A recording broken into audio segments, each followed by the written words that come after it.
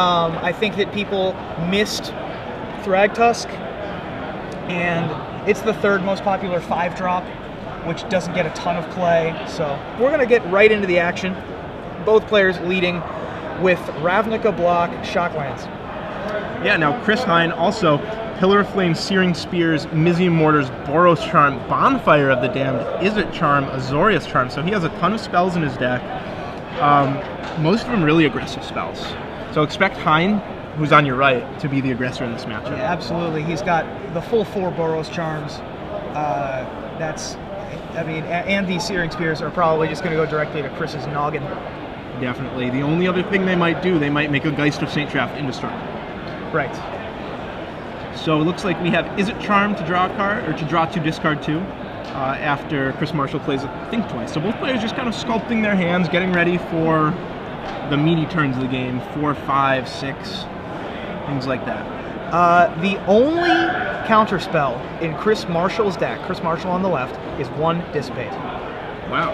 And so he's going to be able to land these Thundermaw Hellkites. He's going to be able to land these Geists of St. Traft. His answers at that point are Devour Flesh and Supreme Verdict are his 2 best answers. He also has 3 Terminus.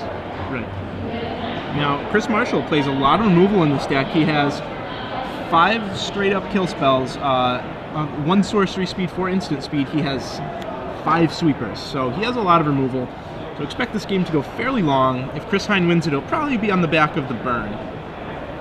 Yeah, I would expect Chris to try and sculpt a situation in which he gets in for like 1 hit with one of his heavy hitters, or 2 hits with a Restoration Angel, something along those lines, and then finish off the rest of it, picking away with Snapcaster Mage, just flash in to deal some damage, maybe once, and then trying to get the rest of it there with Boros Charm, Bonfire of the Damned, Searing Spear. Right. Try and burn him out for about 14. Exactly, and here's attempt number 1. And there is a Dissipate. Yeah, that's the 1 counter spell. Can't live in fear, though. You gotta go for it. Exactly. And that's the only one. So we are fresh out of counterspells now. We do have Snapcaster Mages, so that'll be able to counter 1 other thing. But we've also resolved this Runechanter's Pike. Exactly. Now, that it doesn't really seem like a big deal, because haha, it's a Runechanter's Pike on a Thundermaw Hellkite, but... No, it still represents a lot of damage, especially if you're just left with random Snapcaster Mages. Exactly. End of turn Snapcaster Mage is all of a sudden 8 or 10 damage. Yeah, Christopher needs to step on the gas. I don't think he has any gas, though, unfortunately. He's just going to start getting milled, which helps in one sense in that the Runechanter's Pike gets bigger. Yeah, but eventually that's a myth, is what that is. Oh, okay. That's a mirage of that helping you. Yeah, because you have to figure if Chris Marshall is milling, he has a lot of ways to deal with creatures. Wow, 2 Sphinx's Revelation. Yeah, we've got a lot. We've got Azorius Charm, Terminus, Devour Flesh, Supreme Verdict, 2 Sphinx's Revelation, and at least 1 other card. Yeah, this doesn't really seem like a great matchup for Chris Hein. No. At first I thought it really was, because generally the American decks prey on the control decks, but this deck just has too much burn. It has not enough counter magic, too much burn. The Mizium Mortars and the Pillars of Flame, while they're great against the aggro decks, against Chris Marshall's Nephalia Drownyard, they don't do anything. That's right. Chris Marshall has a Jace Memory Adept in hand, just in case he wants to go for the 10U to end it. Wow. Oh, and here's number 1 of the match. That one's going to be for 4. It's going to draw into some more lands, so that the next one will be for, 6. And Chris Hein, 7. 2 counterspells in the whole deck, and those are Izzet Charms. So he's already used 1. He has 1 more way to counter spells. He also has the Snapcaster Mages, of course. Very true. And those are very good against X spells in general. This is a Jace Memory Adept with no creatures on the board. It seems like a pretty decent way to go. Yeah, he's just going for it. That's going to resolve, and we're going to mill 10. This game's going to be over in a hurry, I think. Yeah, this is Turbo Mill. This isn't something we've seen all day. Nephalia Drownyards, I think the most they've been activated is twice in one game. Now all of a sudden, Chris Hein is in danger of dying too. Yeah, Chris isn't even taking care of his graveyard, so he doesn't foresee this game going on far too long. No, but if he does get a series of fortunate draws, he could definitely steal this one with an end-of-turn Snapcaster attack. Oh yeah, absolutely. I think that that Christopher Marshall still needs to be careful here. He's not he hasn't completely won this game. No, and I'm surprised he went for Jace this early, because now he has 3 mana open, Same. and Chris Hein can just go end-of-turn Snapcaster, back it up. I agree. I think that is a little bit of a strange option, although the Boros Charm was the only thing that happened there. Right. So that was literally just mill 10. That was just glimpsed in unthinkable gainful life. Exactly. Target opponent discards a card, mill 10. But Christopher's keep saying Drago. He just isn't drawing creatures. I think that you're completely right, that there just isn't enough aggression. He's only got 15 creatures in his deck. Most of the decks we've been seeing have 19 to 21. At least having, is it Staticaster to flash in to pick up this Pike Right. would do a lot. So here's a Tamiyo, Planeswalker number 2 of 2 in the deck. It always amazes me how these Esper control players just really... We have a Moorland Haunt that snuck into play. Huh. But Devour Flesh is going to quickly take care of that. And now Snapcaster Mage would probably end the game right here if he had it. I think so. But he doesn't. But he probably doesn't. He needs to see if he can draw out of it. Okay. Does he have Snapcaster? Oh, nope, decides not. That was maybe a Boros Charm to bring Tamiyo down to 1, but that doesn't do a heck of a lot for him. Yeah, Tamiyo's going to keep that Moorland Haunt tapped, however, in order to keep that any future creatures that would go in there from leaving. I believe that there's a Thundermaw Hellkite in Christopher's graveyard that shouldn't be because it got dissipated. And I think the only other creature is that Restoration Angel that's removed. Right, and we'll make sure that gets out of the graveyard. So here's a Thundermaw Hellkite. How does that suit you? That is going to get suited up, and it's going to attack, and it's going to get Azorius Charmed. And then milled. And then immediately milled thereafter. Thereafter, good word. Unless Chris just wants to take 27 here, which I don't think is going to happen. Yep, there is that charm. Put it on top. At the beginning of the day, we saw a lot of Esper control decks fall by the wayside, not really perform that well. What do you think makes Chris Marshall's deck different? He is the newer control decks are trying to go about it in a different way. They aren't trying to Nephalia Drownyard people anymore. They're trying to win through more traditional measures, rather than milling you with lands, basically. Right. Whereas Chris Marshall is, if it ain't broke, don't fix it. He just added new pieces to the already existing deck. He wasn't trying to get fancy with new Planeswalkers or Obsidian or any of the new, big guys. Right. So I think that may have served him very well today, particularly given the Boros Reckoner-centric metagame, where it just, oh, you have Boros Reckoner? Well, ignore it and just play a completely different game of Magic than you. So, to catch you up on the action, Tamiyo was killed with a pair of burn spells. One was Searing Spear, the other was a Snapcaster Boros Charm. But unfortunately for Chris Hein, that was during his main phase, so yeah. Chris Marshall now gets to untap and deal with the Snapcaster. I'm fairly certain he has several ways to deal with that. One of which is a Devour Flesh. Yeah, I'm surprised he's letting Chris Hein untap. I might have just gotten rid of it right away. I think I would have gotten rid of it right then, because Christopher Hein could easily have Counterflux. Or maybe a Moorland Haunt. Or Moorland Haunt, for that matter, yeah. Think twice, wow. We're going to try and Terminus mid-combat? I don't get it. Didn't work. No Terminus. Now, if I was Chris Marshall, what I'd do right now, I'd ask Chris Hein how many cards are left in his deck. Because that's pretty important with your 2 Drownyards. Yeah. So we're counting instants. We're up to 7, 8, 9, 10, 11, 12, 13. So that's a 15-1. So he could theoretically afford to take this damage. So he's not going to. He's going to devour some flesh. Making a Moorland Haunt. Chris Hein opts not to sack the 15-1. It's attacking. Then decides to sack the 1-1. Right? I like his line. I like his line there. I think that Chris did that in order to like negate Christopher Hines' options, but I think that dropping to 6 is going to be fine for him because he's probably counted Christopher's deck and found it wanting for more cards. Right. He might just be able to win with a double mill here, depending if they're 6 or less. Or he can Terminus. Yep, Terminus works. Going to 6 is pretty dangerous. It pretty is risky. Especially with a Snapcaster as the bottom card. Yeah. Oh, wow. That could be relevant. Oh, jeez. This might be the best. Or it might be another Snapcaster and it might be just fine. Yeah. Okay. Yeah, it looks like Chris Hein decides not to Snapcaster. I think he has Azorius Charm as his last card. Okay. It's non-land. Pillar of Flame puts you to 4. Now, if I'm Chris Marshall, I'm getting a little scared. Oh, is this Boros Charm? Yep, there it is. Oh. Sphinx's Revelation for 3. To go to 3. Right, to go to 3. Still, though, Moorland Haunt plus Runechanter's Pike means that Chris Marshall had better get a move on with Heinz Library. That's right. I think he's got Ultimate Price in hand for this upcoming Moorland Haunt token. Yep, he'll be able to kill that.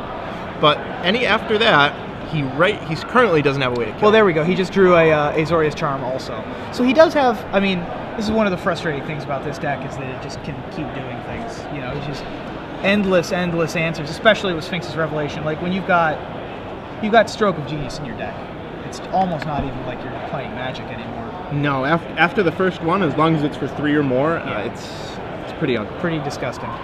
This is an enormous Spirit token. And that'll be priced. Chris Hein, 3 points of damage away. We'll see if he can do him. So close, and yet. Oh, the spear. And another Sphinx's Revelation. Is that number 4? No, I think that's 3. Is it 4? I'm not sure. There we go. Gain 1,000,000. Drawing a boatload of cards, In response, second Searing Spear. No? No. Didn't have it? It's a shame. That's 8. 9. Does it for 9 to go to 9. Should Chris Hein have not Searing Speared right there? Should he have passed the Probably. turn? Waited for him to Drown Yard, maybe? I think so. So we have 3 Drown Yards now. Detention Sphere, the Pike. The one of. We have 1 Detention Sphere. He was going to find it eventually. Yeah, with enough Sphinx's Revelations, anything is possible. That's correct. And now he just has a whole bunch of lands to discard. 8 cards. some spells. One more. There we go. So another land and a Blind Obedience. I'm almost surprised he didn't keep the Blind Obedience just in case. Just for value. I think, Just to gain some more life too. yeah, it looks like he might just untap and mill him out here. 1, 2, 3. That's 9 at end of turn. That's the scoop. And there's the scoop.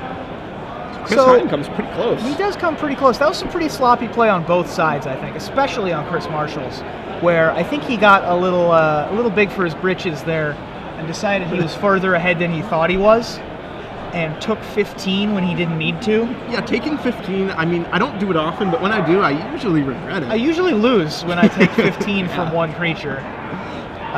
In one attack More phase. often than not, it's an Emrakul, but yeah, when it's a Runechanter's Pike, it's also not great. So Yeah, Chris Hein, you know, he put up a fight that game. Despite being very out of it, he almost came back and won. If he just could have held off a little bit on that Searing Spear, I think Marshall would have tapped out at some point.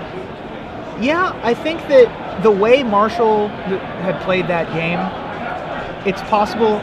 Well, he certainly would have gotten the Sphinx of Revelation for 4 less when he did it for 8. Right. It's possible he could have just caught him with his pants down and stole the game. I think he would have, too, because Chris Marshall wasn't being that careful about tapping out. Yeah. And so you got to tighten up if you want to make top 8. Exactly.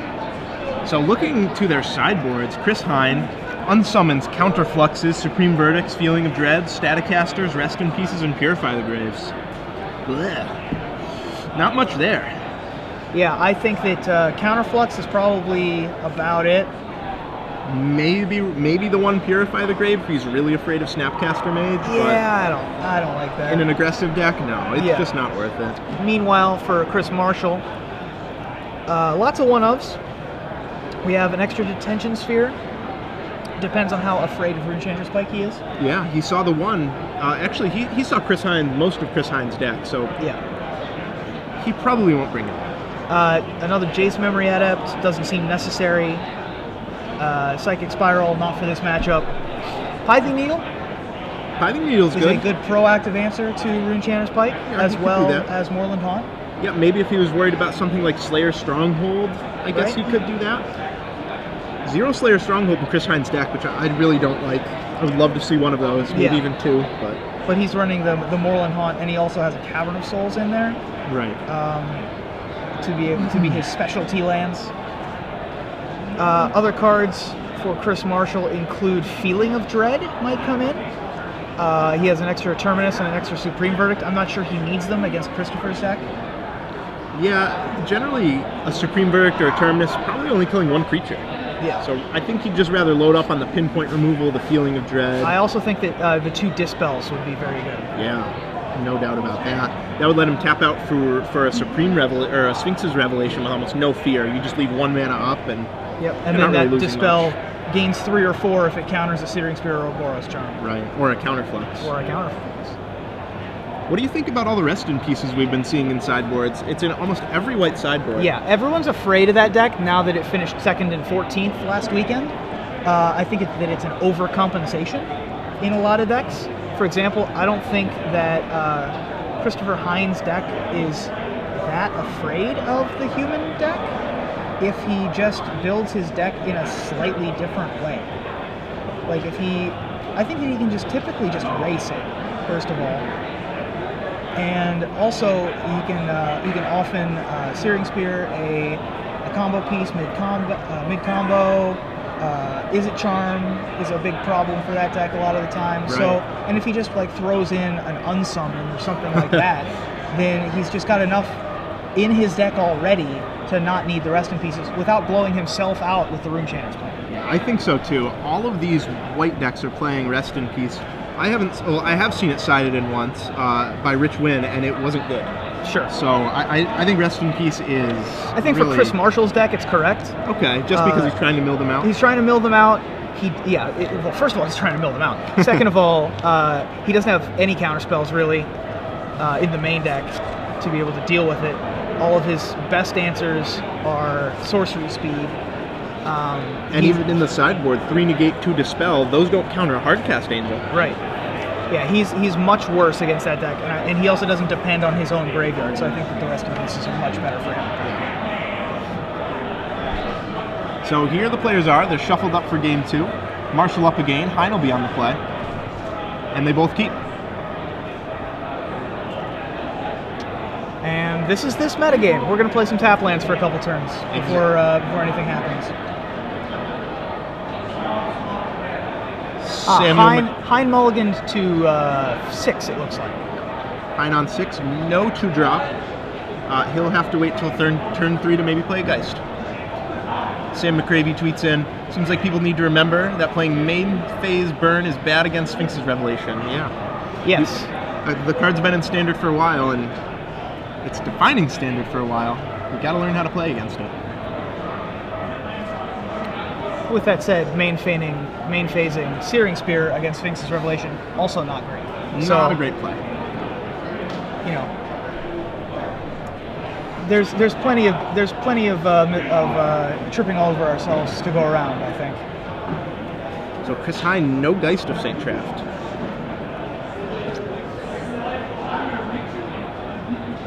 That's going to put the Pithing Needle on the bottom for Chris Marshall. So there goes one of the answers to Runechanter's Pike, assuming that's what we're going for.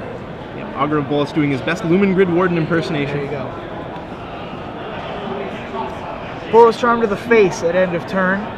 Not exactly the greatest Boros Charm ever, putting your opponent to 16. Yeah, I would rather see him save that to maybe counter a Supreme Verdict. Effectively counter a Supreme Verdict. Sure. Although it's possible he just doesn't have any creatures, which is what it looks like here. And the beatdown plan. Boom, boom, 18-16. There you go. Interesting Chris Hines' deck. He's so close to top 8, but he has no Boros Reckoners, main or sideboard. A card that we have been saying all day defines this tournament. 0. Especially that deck now. Right. I think clearly is just exactly the card that that deck wants. It does it's a creature that does everything that deck can't usually do, which Block. is block. Yeah. Mostly is block. But also be able to 2-for-1 creatures on the ground. Be more than just a speed bump in combat. Restoration Angel is your best creature on the defensive end, other than Boros Reckoner, and it's good, but it's no Boros Reckoner. Right, and it's really easy to see coming too. Yeah. So Supreme Verdict after an attack is going to set life totals at 16 apiece. Yep, Chris Marshall kind of 3-for-1ing himself there, but a Geist of St. Traft is just that kind of threat that you must get off the bat. Yep. I think it's probably correct based on Christopher Hein missing land drops. Right. 3-for-1ing yourself there is more than acceptable. Yeah, I mean, as we can see here, is It's it not charmed? like he even 3-for-1ed himself because he got a card off the auger. Right. So. The 1/3 is not why you play Augur Bolas. Right. So is it charmed? Discards Bonfire and another red card. Chris Hein finds his next land though, which is what he wanted to do. And another Augur of Bolas. Wow. Finds negate. Chris Hein can't be happy about that, especially after doming him with Boros Charm. The plan of burn you out looks pretty Slightly unlikely worse now. now, yeah.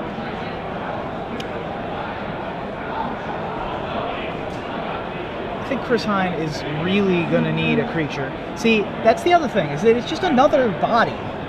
Is that it's, Nessie and Courser. Just a 3/3 for 3. Against Chris Marshall, it's literally just a 3/3 for 3. Almost all the time. That's which just is good just enough. good enough. Yeah. Exactly. Chris Hein does not have the luxury of playing Centaur Healer because he can't cast it. Yeah. So Snapcaster Mage after attacks. That'll get an Is It Charm to draw 2, discard 2. Chris Hein thinks that Faithless Looting is better than Boros Charm right here. He's probably right. I think he's probably right. I think that finding the 5th land and finding another threat is way more important. Wow, Mizium Mortar still in Chris Hein's deck. Mizium Mortars in. To be fair, he didn't have much to side out, but still, Mizium Mortar is just I feel like that would be dead. the first card that we would take out. Yeah, he would have to take out Pillars, Mizium Mortars, and Bonfires. So he has 9 cards to take out. Only 7, I think. 2, 2, 3. 2, 2, 3? So 7 cards. He could bring in 2 Counterflux. And that's it. Yeah, Okay. Yeah. Well, these Staticasters, I think just being a flash creature is more relevant than a card that kills a Augur of Bolas. Right. So Thundermaw Hellkite coming down for Chris Hein. And we'll see Chris what Marshall might can... not have an answer. No, right it doesn't now. look like he does. Wow. Take $1 million. Boom, you're down to 9 all of a sudden from 16 down to 9. So Chris is gonna have the Supreme Verdict next turn, but still, we're at 9. We don't have many counter spells. I guess we have 2 now that I look. So never mind. Nothing else though. Nothing else though. Not much in the way of business. Right. No Sphinx's Revelation, which is the important part. Yeah, every creature Christopher Hein draws for the rest of the game is just complete gasoline. Just because Chris Marshall has so few answers. Exactly. He's sitting on a pair of negates, but Snapcaster Mage drawn by Hein. That's perfect. It's pretty good. Actually, that's probably perfect. That one's pretty good too.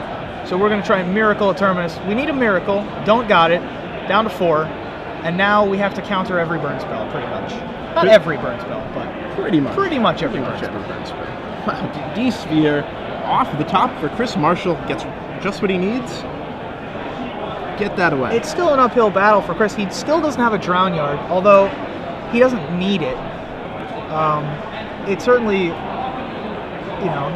we're going to need to step on the gas a little bit to start trying to win the game instead of just giving Christopher Hein all of these draw steps. Eventually, Chris Hein's going to draw enough burn to finish Marshall off, and there's no doubt about it. How many burn spells in this deck? 12? 15? Plus Snapcaster? Something like 20 burn spells in Chris Hein's deck.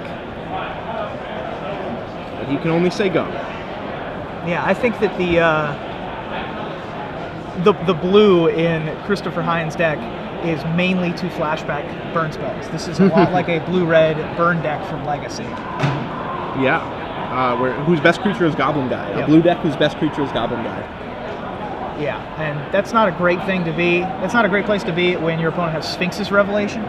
Yeah. Wasn't expecting a ton of Sphinx's Revelations, I don't think, was Christopher Hein. Doesn't look like it, but draw 7, gain 7. It's pretty good. It's okay. He'll have to discard a few, though. He'll pitch some lands, separate the spells from the lands, and goodbye. I might keep a land instead of a negate. I don't think you need 3. We'll see.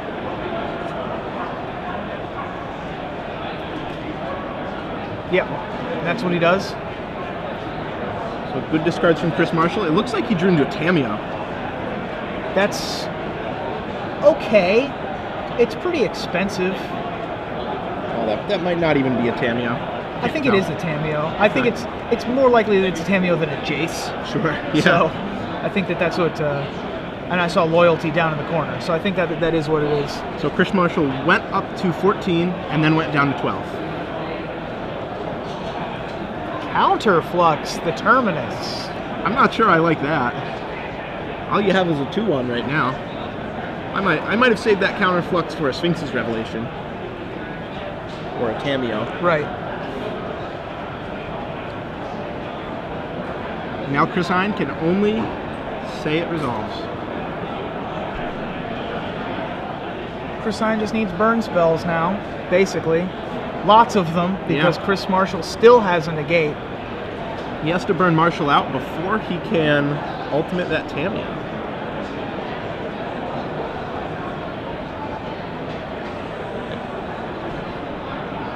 We're going to try and get the correct life totals for you. I think Chris Marshall should be at 12 from the 7 life he gained. Yeah, he certainly should be higher than 5. Yeah. So Geist of St. Traft is going to be met with Dissipate. The 1X. And that's where we probably should have used our Counterflux. Yeah, I think so. I think Geist is a little more important than a 2/1 Snapcaster. But as it is, we have one and not the other. It's okay though, Snapcaster Mage carrying the banner. So Chris Marshall is at 5. Okay. We must have just missed a hit from the Hellkite? I guess so. Or a Boros Charm. Was it like in response to a Boros Charm? Yeah, it might have been. Boros Charm. Yeah. There we go. Makes sense. Makes sense. So Chris Marshall not actually that comfortable as he has no more Sphinxes left. Drown Yard is online though, so the slow, steady clock is going to start.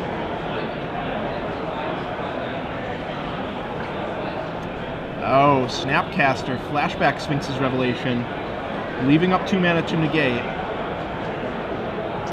Flashback Counterflux, though, your negate doesn't matter. Nope.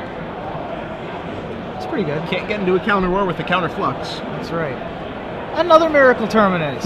There we go. It's a miracle.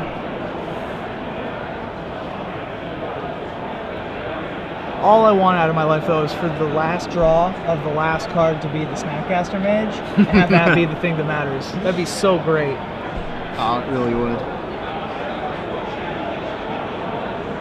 Chris Hein looks for a miracle himself.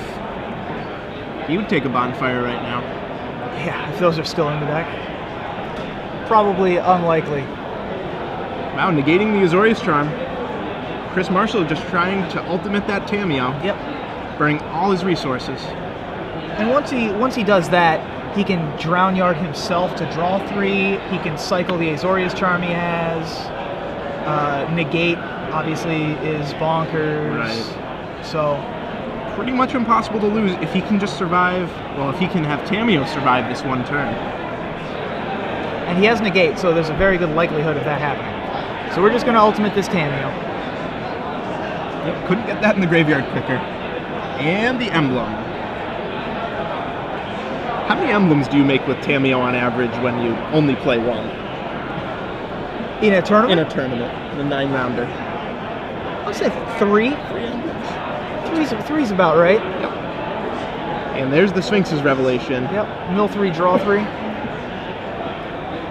The problem with Tamiyo, I've found, is if you are not careful, you actually are in danger of decking yourself.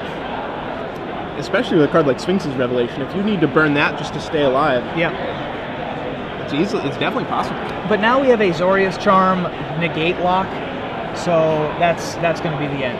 Yep. And Marshall playing his hand face up, showing his opponent. Yep. Chris Hein packs it in. That's I the have to end. give Chris Hein props on his sweater, but sweaters alone not enough to carry you into the top 8. Yeah. That game was slightly better played.